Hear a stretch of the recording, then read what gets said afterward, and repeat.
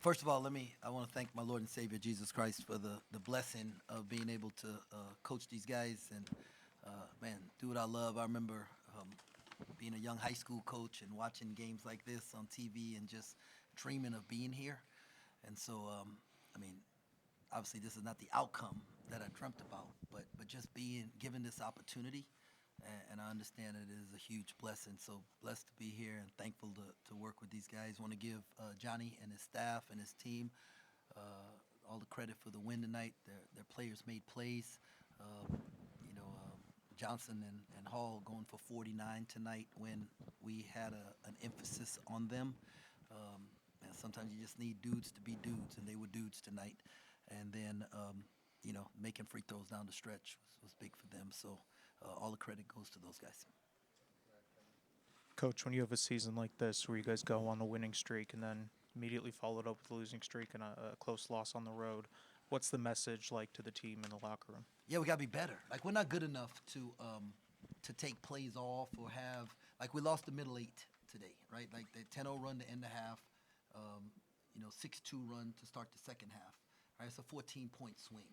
Right, we're not good enough. I love our guys' toughness, grittiness. We keep fighting to come back and stuff. But at some point in time, we gotta not have to fight to come back. Just fight at the beginning, and then you don't have to worry about the comeback. And so but yeah, we got to be better. And you guys know me. Normally, I walk here and say hey, I take the blame for it and stuff. But we all have to take ownership of this one, and moving forward because it doesn't get any easier. Right, we're in the second best league in America this year, but over the last 7 years, been the best league in America, and that's what we signed up for. I told them as 12-year-olds, they dreamt of playing in games like this. Right, they'd watch TV and go, man, I want to be out there. Right, and so now we got to be sick and tired of it, and then make the change. We have to do that. Max, Coach mentioned losing the middle eight, the 10-0 run, and then sort of another run to start the second half. Can you pinpoint a reason as to why that sort of happened, or what do you guys need to do better to sort of not allow that to happen? I just think everything starts on the defensive end. Obviously, we were getting stops and stuff like that, but we weren't getting the rebound. And then we could have got a lot of points in transition. That was part of the game plan, but we couldn't get in transition because if we didn't get the rebound. So I felt like they went on a little run, that tonal run, because we couldn't get a rebound. They just kept getting offensive rebounds too. Coach, we saw Buddy Rich get some playing time today after sort of not seeing the floor. What did he do to earn that playing time, and what did you think of his performance? Buddy was good. Buddy's grown up, and part of the great part of my job, but it's also the part that probably gets questioned the most is the opportunity to help these young men grow as men, right? And there's place in the no business in the world where you get paid before you work, right? And that's what you have to teach these guys, man. That you got to work, right? It's not easy. Man, Naquan Tomlin, I don't know if he's in there. He's out there, right? And he just told me, he said, man, I've learned so much, just how important it is, and how hard it is, right? And so there's no easy way. Like life's not easy, right? And so Buddy's doing some growing up, and I'm proud of him, and I was proud of his effort today and being ready. I should have probably played him last game. I was close on it.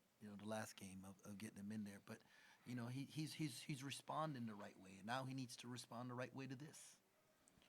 Their big man Mustafa Tiam sort of gave you guys problems throughout on the defensive side of the ball, and then especially I guess on the offensive glass. What challenges did he present, and how can you guys do a better job of facing big men like that and containing them as much as possible? Yeah, tell you the truth, we didn't like. It, I didn't. I really didn't think he had an impact because he was out there, but we wanted him to be a scorer, right? Like we wanted him to be the person who they was throwing the ball to and being aggressive because that played in our favor. We didn't want Hall and Johnson doing it, and so yeah, I mean he's a talent. Obviously he's a talent, and he's gonna be a really good basketball player, and so very very impressed with his skill level. To late in the game when he stepped to line, hit those two free throws, and there was like there was no doubt those things were going in when they left his hands. So that kind of confidence and that kind of skill level for a guy that size, that's impressive. But like if he had taken 7 more shots, I would have been happy with that. Doug, when you guys dig yourself into that kind of hole and you have to try and bounce back, and you guys get so close and sort of finish short, how frustrating is that? And how difficult is it to come back from those deficits when you build them? I mean, it definitely is very frustrating because nobody wants to lose the game, but we dug ourselves a 16 point hole. In one of the best leagues in the country, is pretty hard to come back from. So to be honest, all we can do is learn from this. We got another one coming up, so we can't get this one back. We got to put it behind us. Coach, 3 games left in the regular season and then conference tournament. How important are these next 3 games for you guys, and what do you want to see from the team in these next 3? Yeah, I'm not thinking about 3 games. I'm thinking about 1 game, right? That's what this is about. It's about 1 game. 1 game, 1 mission, win at home. And like I said on the radio, and I'll say right now to our fans, like any team that's come to Bram and felt the octagon of doom, right, like what it's supposed to be like, has left with an L, right? And the ones like we played in January when the students weren't there, they didn't get to feel the doom.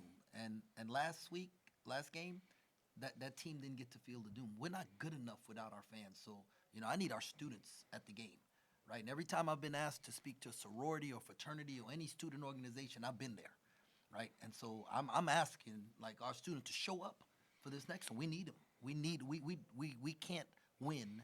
We don't win without Bram being the octagon of doom. And so this is a challenge to our fans and to our students, and I've been there for you guys. Every one of them has my phone number. I give it out to all the students. If they need me, they can call me or text me, and I'm there for them. And so I need them, right? Our team needs them. And so that's what I want to see. I want to see a packed Bram and make life miserable for Colorado. Question for both Coach and Max. What's the biggest difference that from that winning streak to now that sort of changed the results on the court? I just say on that 6-game winning streak, it felt like there was a different type of energy, defensively and offensively. We were getting rebounds, we were pushing it up the court, getting to the hoop, getting fouled. I mean, it's not that we're doing that now, it's just then we just had a different type of energy, and I definitely feel that. Yeah, during the win streak, our DER was like .94. No, it was 94.5. Our DER was, and then the next 2 games after that. So I'm not positive what it was the 3rd game, but the next 2 games after that, it was 115 point whatever, and that's defense. That's defensive effort, and so we're capable of holding teams, at 90, 95 or less points per possession, and we just hadn't done it. And I'd be surprised if it was lower than 95 in this game. Finally, do you have an update on Coleman? I know he didn't play today, and you sort of mentioned earlier in the week that you didn't think he would. Yeah, I'm not, Luke and Phil and, Coleman's doing a great job rehabbing and doing everything Luke has asked him to, and Doc and those guys are taking care of that. Coleman has a bright future ahead of him, and we're not going to do anything to jeopardize that. And so when he's ready, he'll come back, and if that's next game, it's great. If it's not, I'm okay with that because, I'm here for the long haul with that young fella.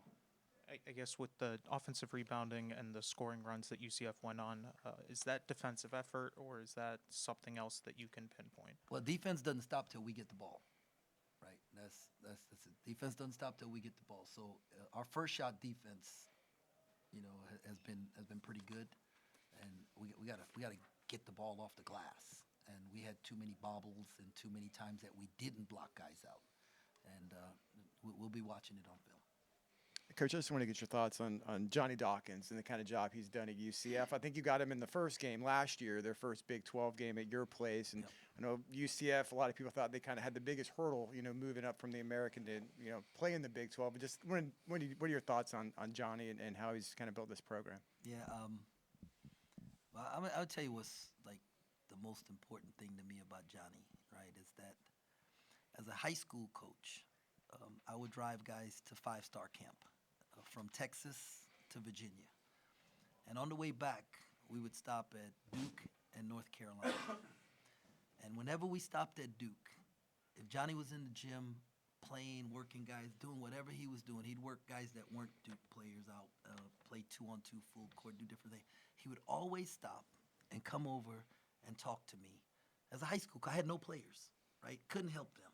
He'd come over and spend time with us. They would show us around, you know, the facilities, and just was so kind, man. And, you know, that's the kind of dude I want my son to play for if he played, you know? Like that's what that's the kind of person I want mentoring young men who are going to become future leaders and stuff. And so the changing landscape of college basketball, it is so unfair to judge coaches right now because they haven't given us set rules. And every time they give us rules, they've changed it the last 3 years. The rules have changed every year my last 3 years, right? Like what guys I would have been able, like wouldn't have been able to leave, were able to leave. You know, guys that didn't have eligibility had eligibility. You know, and so it is really hard, right? And so it's hard to judge guys when administrators who are making the rules, right, get us a set of rules, then give us a couple of years and then judge us. Okay, and so, but as a man, it doesn't get better than him.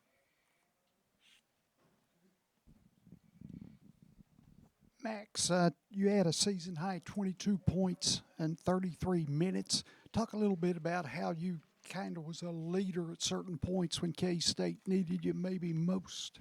Yeah, it definitely felt good getting 22. But I mean, all that stuff doesn't really matter if you don't get the W. I feel like I do. Just everyone on the team. I mean, we do whatever it takes to win, but obviously we didn't come up with that today. So I mean, it doesn't really mean nothing to me. Coach, you were able to hold UCF to over 3 minutes without hitting a field goal, and you guys hit 5 of your last 7. Kind of just take me through what happened why you guys weren't able to completely close the deficit. Was it just that they kept getting to the line? Just what did you see? Yeah, you know, I thought our zone stymied him a little bit there at the end. You know, but I think a couple possessions we fouled. And so they were able to go to the free throw line. You know, you can't guard the free throw line. So, but, you know, they did what, you know, good teams, well-coached teams do. They figured out a way to close at the end. Coach, midway through the first half and even in the second, we saw different defenses, full court presses, zones. What did you see that allowed you guys to force 15 turnovers on UCF? You know, we just were really doing it to try and get the ball out of Johnson's hands. And because, I mean, you know, he's the straw that stirs the drink for them. And so it wasn't necessarily we was trying to cause turnovers, but, you know, I just felt like for us, we need to cause turnovers so that we can get out in transition. Coach, a lot of the defensive stats, rebounds, blocks, steals, UCF had your number today. Can you kind of walk us through what was really UCF was doing right today? Let's see. You know,